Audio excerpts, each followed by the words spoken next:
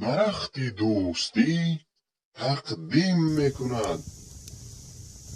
اولین نفر ابوالبشر میروند نزد حضرت آدم میروند، گریه میکنند، دعا میکنند. یا آدم، میگن ای آدم علیه السلام، تو پیغمبر خدایی، انت ابوالبشر، تو پدر تمام بشریتی، سرچشمه انسانیت تو هستی. خلقک الله بیدی، خداوند را با دستهای مبارکش آفرید. و نفخک فیه من روحی، خدا از روح خودش به تو دمید.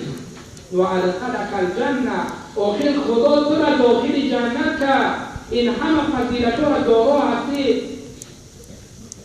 ای آدم، آیا حال و زار ما را نمیبینی؟ اشفع لنا ربک، ای آدم در نزد خدا شفاعت کن، میانه رو شبزاره و تولع کن، ما را از همین حالت نجات ده.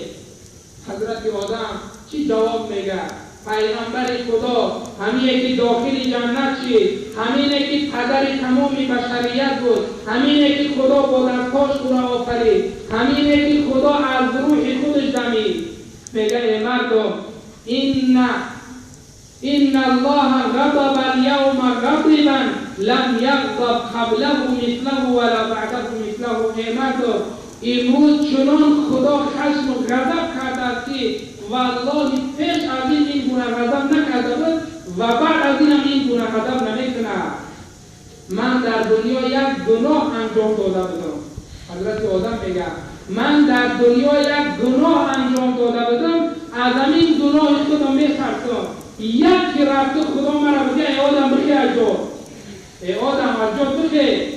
چرا در دنیا من گفتم فران درخت نزدیک نشه، نزدیک شدی؟